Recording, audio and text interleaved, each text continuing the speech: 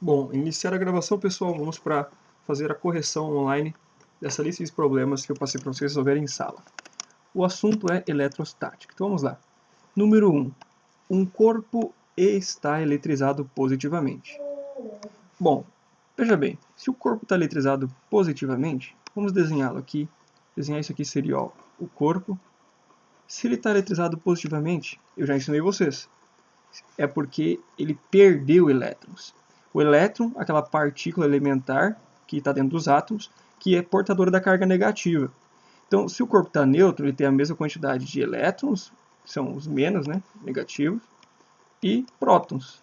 Agora, se ele perde elétrons, fica faltando elétrons no conjunto, né, tipo, de modo que vai ter uma carga a mais sem o equivalente negativo que neutraliza. E o corpo vai, portanto, manifestar uma carga positiva. Portanto, um corpo positivo é aquele no qual faltam elétrons. Então, coloca assim, ó, perdeu elétrons. Perdeu elétrons. Enquanto o neutro é aquele que tem a mesma quantidade de prótons e elétrons. Dessas considerações que acabei de dar, você consegue concluir com facilidade que não tem nada a ver dizer que o corpo é condutor, para ele estar positivo. Um corpo que não é condutor também pode ser eletrizado, como foi o caso do canudo em sala de aula. O canudo é plástico, é isolante, mas pode ser eletrizado. Se o corpo for semicondutor, também está apostando nessas características do material, tanto faz. Se for um dielétrico, tanto faz também. Agora, se o número de prótons for inferior ao número de elétrons, errado. Se o número de prótons for inferior ao número de elétrons, o corpo não vai ser positivo, vai ser negativo. Seria negativo. Seria negativo.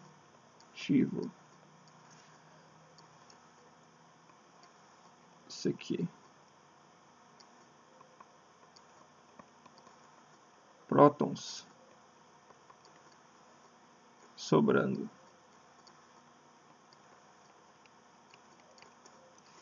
Ok? Se o número de prótons for superior ao número de elétrons, exatamente isso que configura um corpo como positivo. Letra E é correta. 2. Dois corpos A e B de materiais diferentes, inicialmente neutros, então, informação importante, inicialmente estão neutros, são atritados entre si. Veja, no atrito, já discuti com vocês que um corpo rouba ou arranca elétrons, ou seja, cargas negativas, do outro. É isso que acontece. Se arranca elétrons do outro, o que perdeu cargas negativas, ou seja, quem perde elétron fica positivo. O que perdeu vai ficar positivo.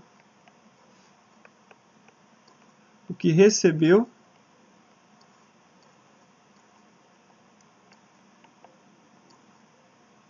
fica negativo. Simples assim. Óbvio, quem perdeu elétrons vai agora estar com cargas negativas sobrando. Cargas positivas sobrando. E quem recebeu fica mais negativo. Deixa de ser neutro, fica negativo. Portanto, você notou que é correto dizer a letra E também. Um fica eletrizado positivamente e o outro negativamente. Bom, agora 3 bolas metálicas podem ser carregadas eletricamente. Observe que cada uma das figuras, observe que cada uma das 3 bolas atrai umas às outras. Então, olha só, isso aqui é importante. Todas elas se atraem. E as hipóteses são as seguintes. Apenas uma das bolas está carregada, 2 bolas estão carregadas, ou as 3 bolas estão carregadas. Vamos avaliar essas hipóteses. Vamos lá. Nós temos aqui, ó, 1, 2, 3 bolas. Bom, temos que todas elas se atraem, de modo que há uma força de atração dessa para com essa, dessa para com essa,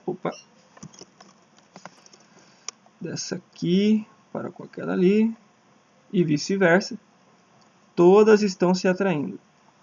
Mas você já aprendeu que a atração ela ocorre nas seguintes situações: sinais iguais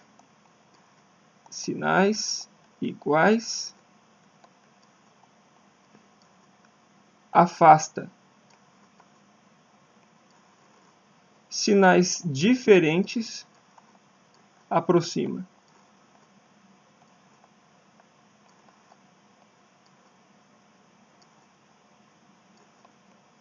Aproxima. Bom, então você deve imaginar. Então todo mundo aqui tem sinal diferente, né? Ó, um mais, um outro menos e o outro... Opa!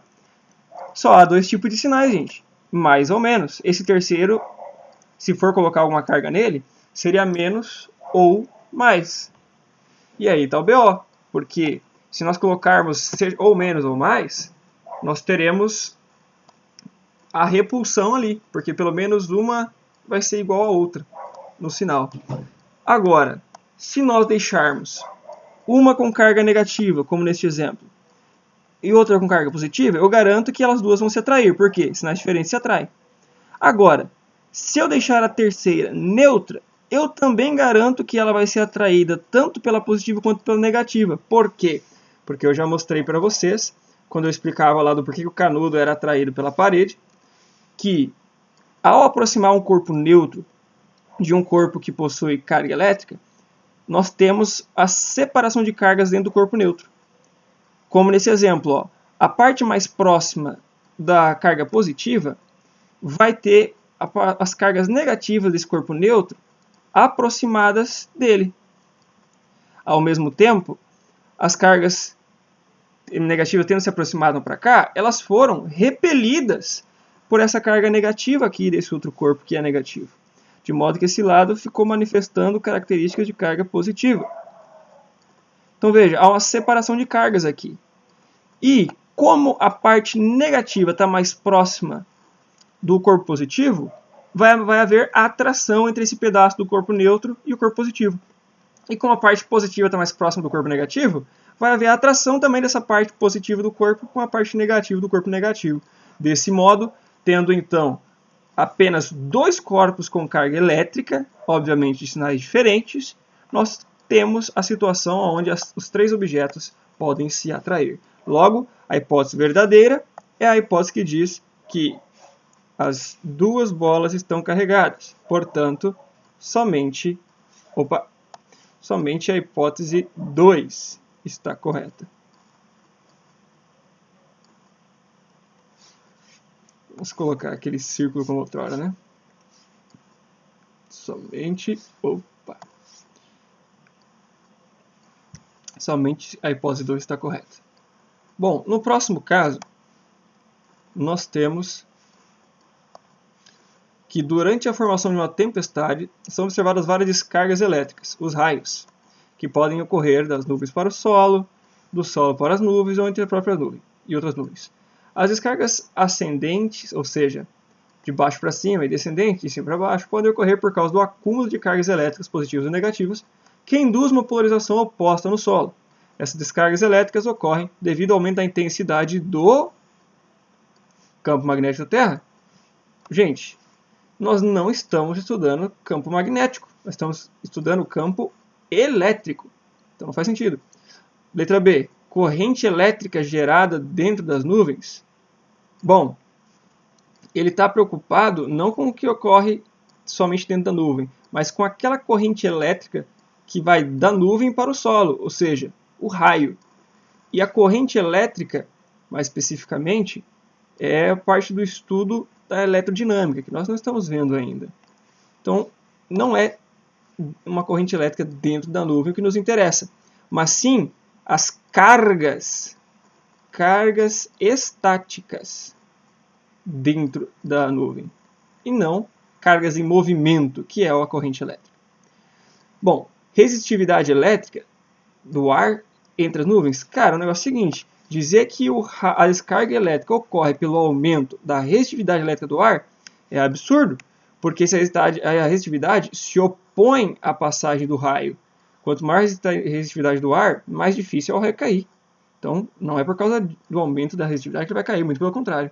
É quando algo se torna capaz de vencer essa resistividade que o raio acontece. E o que é esse algo? Esse algo é o campo elétrico. A resposta correta é a letra D. Por quê? O campo elétrico, como eu já expliquei para vocês, é aquela região do espaço em torno de algo que adquire carga. Quem que adquire carga no nosso exemplo? Bom, as nuvens, né? Aqui, ó.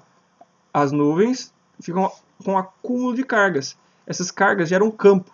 E esse campo elétrico, quanto ele vai crescendo. E o ar, ele é isolante. Ele não deixa os elétrons saírem por ele da nuvem para chegar até a Terra, normalmente. Mas, se o campo elétrico se tornar forte o suficiente, o ar não resiste à passagem dos elétrons. E os elétrons, então, se movem da nuvem até a superfície da Terra. E isso é o raio. E letra E, também errada. Fala de força eletromotriz, que isso daqui também tem a ver com circuito elétrico. E não com a descarga de nuvens e tudo mais. Isso aqui é para circuito elétrico. Ok? 5. O pente de plástico é atritado com papel toalha seco. Como você já viu, se é atritado, o pente vai adquirir cargas e o papel também, porque um vai roubar a carga do outro. A seguir, ele é aproximado de pedaços de papel que estavam sobre a mesa. Observe que os pedaços de papel são atraídos. E são atraídos por quê? Por aquele mesmo princípio que eu acabei de repetir ali no exemplo da esfera, né? Das 3 esferas. Vamos lá, eles são atraídos por quê?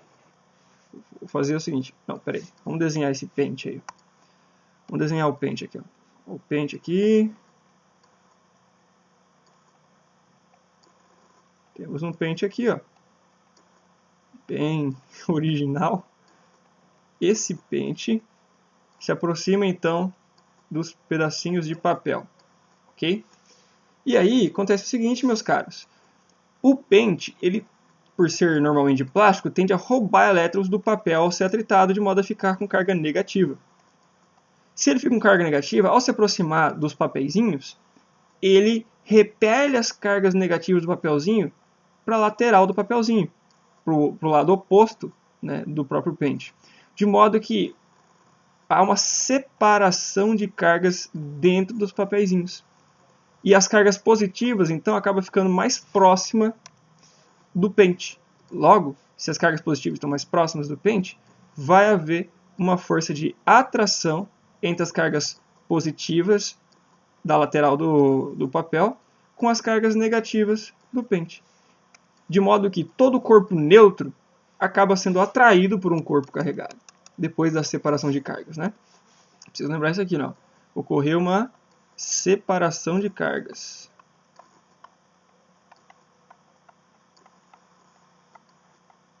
Vejamos então quem é o responsável por fazer isso, né? Vamos lá. Nós dizemos que essa atração ocorreu por quê? Por influência da força de atrito que ficou retido no pente? Falso. Força de atrito não fica retida. Força não se armazena, não é coisa que se armazena. B. Serem influenciados pela força de resistência do ar em movimento? Oxi, força de resistência do ar em movimento?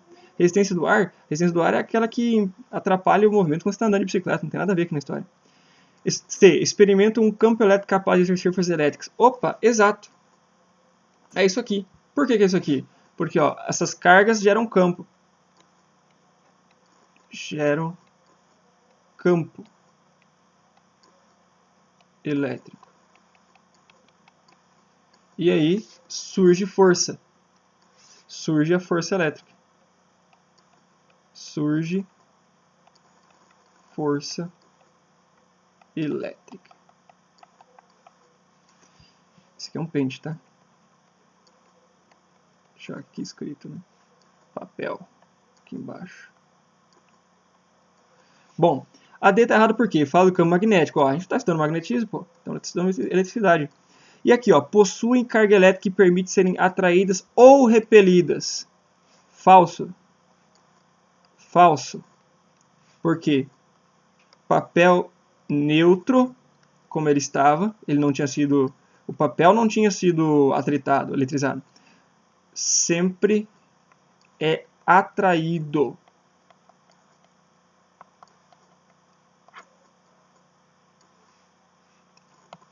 por coisas que têm carga, por objetos carregados. Carregados não, eletrizados, né? Vou usar o linguajar técnico. Eletrizados. Pô, essa vírgula aqui não existe não. Rapaz, fiz besteira. Agora vai. Prontinho. Próximo.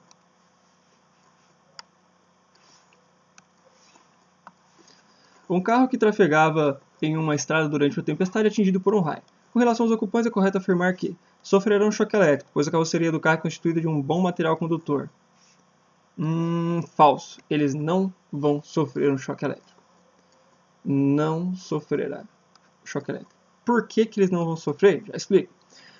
Eles não vão sofrer choque elétrico, então essa aqui também está errado.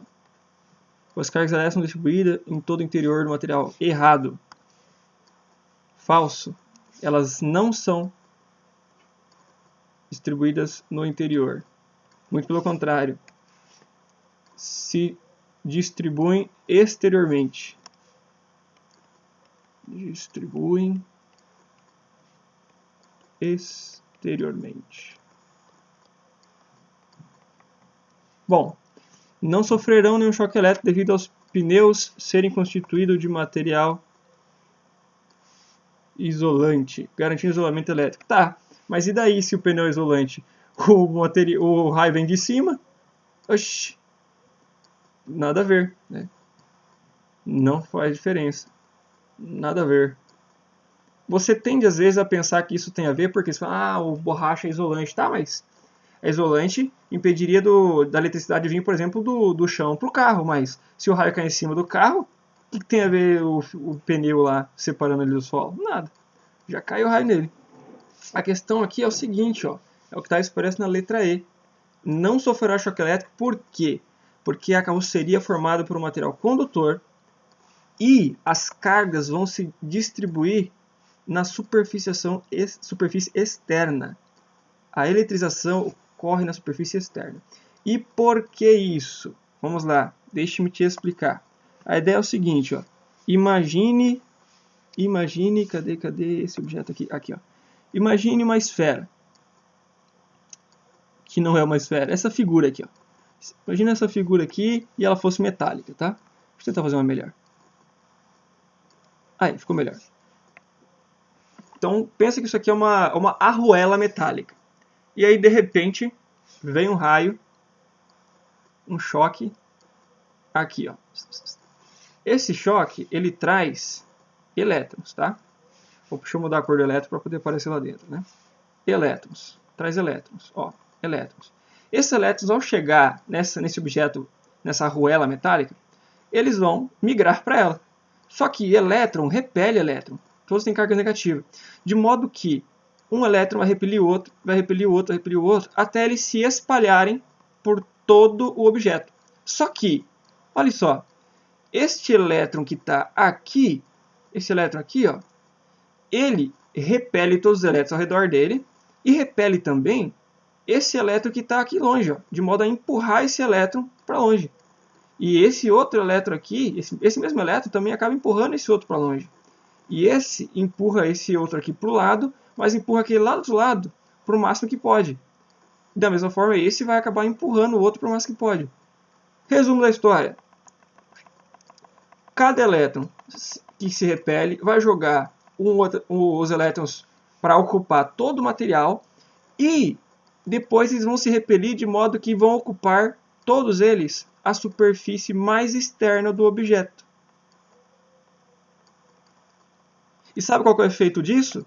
O efeito disso é que o campo elétrico em um ponto, representado pela letra E com uma setinha em cima, é o campo elétrico, nesse ponto, em qualquer ponto, na verdade, do interior desse objeto metálico, terá o valor de nulo, será zero. Por quê? Por quê? Porque para cada, por exemplo, ó, este elétron aqui da esquerda, ó, ele gera um campo apontando para ele nessa direção, nesse ponto central. Mas nesse mesmo ponto central tem um outro elétron do outro lado, que também está gerando um campo na mesma direção, só que no sentido contrário. Eles vão se anular. Esses campos vão se anular, de tal modo que aqui dentro o campo fica nulo. Se o campo fica nulo, os elétrons não migram, eles não são atraídos para essa região. Portanto, qualquer pessoa ali dentro fica protegida de ter uma descarga elétrica, porque não há diferença de potencial ali, não há campo elétrico para mover esses elétrons até ele. Beleza? Bom, a 7 fala que o para-raios é uma haste de metal, geralmente de cobre ou alumínio, destinada à proteção de edificações. E aqui está o princípio, ó, atraindo as descargas elétricas atmosféricas e desviando-os para o solo, por meio de aterramento, através de cabos de pequena resistência elétrica, que é o aterramento que a gente fala. Tá? Esse aqui é o aterramento. Considerando o exposto, assinale a alternativa correta que completa as lacunas da frase a seguir. O funcionamento completa as lacunas da frase a seguir, ok. O funcionamento para raios é baseado na e no, e aí temos as opções. Ó, indução magnética, cai fora, não estamos falando de magnetismo. Efeito Joule é aquele de que quando você passa corrente elétrica por um fio, ele esquenta. Não é o nosso assunto. Blindagem eletrostática, opa! A blindagem eletrostática é o que eu acabei de explicar aqui. Ó. Isso aqui é blindagem, o fenômeno da blindagem eletrostática. Como você percebeu, isso aqui era outro assunto. Isso aqui significa que o campo dentro de condutores eletrizados é nulo, né, o campo elétrico. Então, no nosso caso da descarga, do que causa a descarga elétrica do raio, não tem nada a ver com isso. Agora, poder das pontas, esse está certo. Por quê? Percebe-se, na verdade a gente sabe de que é assim que funciona, que se você tem um objeto, como um prego, por exemplo, e você dá carga elétrica para ele, existe uma tendência das cargas elétricas se acumularem. Então, ó, digamos que eu dei elétrons para ele. Existe uma tendência dos elétrons se acumularem na ponta do material, na região pontiaguda. Aqui existe uma tendência de acúmulo de cargas. Então, a ideia é o seguinte, ó, as cargas se acumulam nas pontas. Vou colocar aqui, ó, as cargas se acumulam nas pontas. Então, estou te dando essa informação para você guardar aí. Ó. Isso é um fato. Cargas se acumulam nas pontas. Esse se chama o poder das pontas. Se as cargas se acumulam nas pontas, o campo elétrico gerado por essas cargas aqui, ó, esse campo elétrico aqui, ó, aqui ao redor, é muito mais intenso que o campo gerado por regiões, pelas outras partes, né, do material, onde as cargas não estão tão acumuladas. Porque onde há maior carga, há maior campo também, beleza? E aí, os para-raios, então, tem sim a ver com os poderes das pontas. Por quê? Nós temos o seguinte, as nuvens, vou fazer aqui em azul, né, pô? As nuvens, já identificamos que grande parte delas na tempestade tende a acumular as cargas negativas na parte inferior quando se eletrizam, ou seja, ocorre uma separação de cargas dentro da nuvem, tá? E a gente observa que geralmente elas ficam com carga superior positiva e inferior negativa. Qual que é o resultado disso? O resultado disso é que no solo, aqui, ó, vou fazer o solo aqui, ó. No solo e, portanto, também nas edificações, nossas casas, coisa do tipo, que estão no solo, nós vamos perceber que, sendo as cargas negativas que estão aquelas na parte inferior da nuvem, as cargas negativas vão repelir as cargas negativas do solo para longe, de modo a atrair as cargas positivas para a superfície do solo. E também, portanto, dos objetos, como essa suposto prédio que eu estou desenhando aqui. Ó.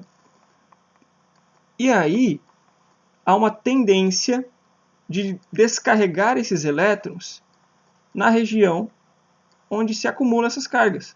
ou na região mais próxima, como a altura de um prédio, né? O topo de um prédio. E aí o para-raio faz o seguinte, ó. O para-raio ele é colocado aqui em cima, ó, no prédio, para fazer o quê? Para usar o poder das pontas, que nós acabamos de ver. Ó, em preto aqui eu estou fazendo o fio, tá? Então o fio está aqui, aí a gente faz o tal do aterramento ali embaixo. E aí o para-raios, ó, ele tem pontas, tá? O para-raio tem pontas. Como você já sabe que nas pontas as cargas vão se acumular, então significa na prática que as cargas positivas tenderão a se acumular aqui, ó. E o campo gerado para as cargas positivas é tão intenso, que ela faz o que você viu narrado aqui, ó. Atraem as cargas elétricas atmosféricas, de modo a criar uma tendência de esses elétrons serem descarregados justamente no para-raio, ao invés de serem descarregados na casa, no prédio, né? E essas cargas então são conduzidas até o solo e se dissipam na parte ali onde temos o aterramento. Deixa eu colocar em verde ali, né? Aterramento. Fechou? Então, o que aconteceu aqui, ó? Esse processo aqui de separação a gente chama de indução, tá? Foi induzida uma separação de cargas, é assim que nós falamos. Portanto, entre as opções que sobraram, a correta é essa daqui, ó. Primeiro, há uma indução eletrostática. Cargas negativas da parte inferior da nuvem induzem cargas positivas no solo e no para-raios. E aí, o poder das pontas faz com que o raio tende a cair justamente no para-raio. E ele vai dissipar tudo aquilo ali depois, né? Para finalizar, temos aqui, explique como ocorre a eletrização por atrito. Escrevemos como ficam as cargas dos objetos antes e depois do processo. Bom, antes, para eletrização por atrito, corpos neutros, ok? Você pega dois corpos neutros. O que você faz com esses corpos neutros? Qual que é o ato, né? Você esfrega um no outro. Esfrega para roubar ou arrancar elétrons do outro, né? Elétrons do outro. E aí, depois você vai ter o quê? Aquela história que eu já falei lá no início, né? Então, vão ficar com sinais contrários. Por quê? Porque o que perdeu elétrons vai ficar positivo, o que ganhou vai ficar negativo. Simples assim. Já a eletrização por contato, você precisa, desde o início, de um objeto eletrizado e neutro. Então, um corpo eletrizado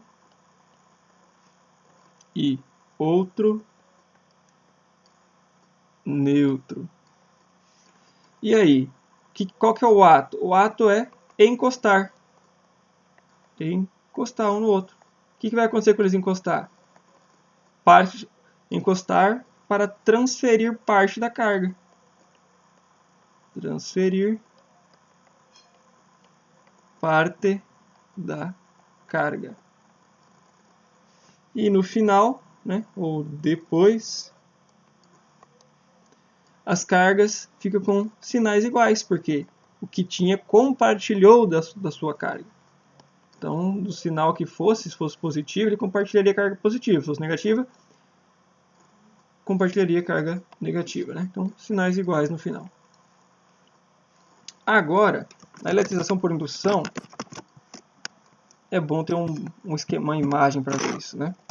Eletrização por indução. Olha só, aqui temos uma imagem do passo a passo. Deixa eu ver se essa imagem aqui é boa. Essa imagem aqui é ótima. Olha só, vou levar ela lá.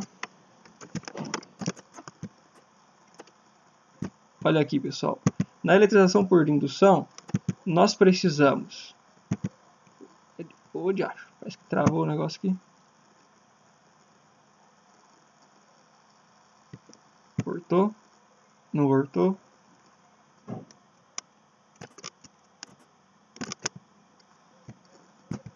Voltou. Olha só. O que nós precisamos? Antes. Precisamos.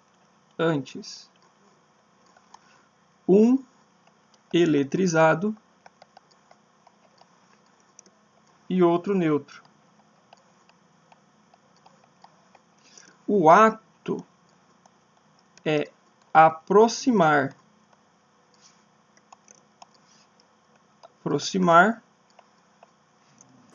e aterrar.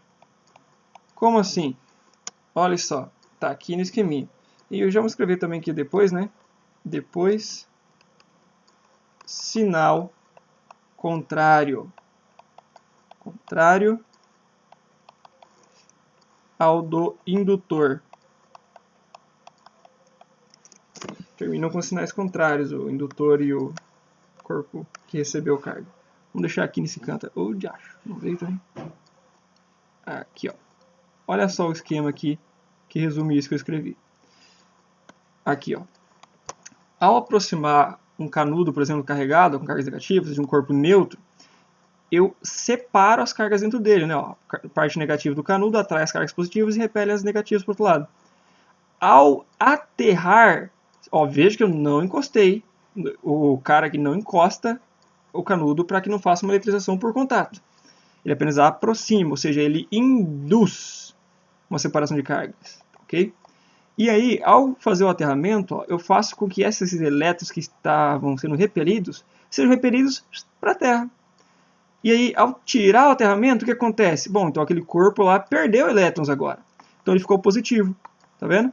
Então aí no final da eletrização por indução, que é aproxima um corpo carregado, aterra o neutro e depois tira o aterramento e depois afasta o corpo carregado, você tem um corpo que ficou eletrizado com a carga de sinal contrário ao do indutor, ou seja, no caso aqui do objeto carregado com carga negativa. Beleza? É isso aí, gurizada. Bom estudo para a prova e aprendam este conteúdo, seja aqui com esta videoaula ou com outras. Fique à vontade para pesquisar na internet, canais como o do professor Douglas Gomes, que vão ajudar vocês a entender conteúdos como esse. Beleza? Recomendo também os vídeos da experimentação de eletrostática, né, do canal Física Universitária.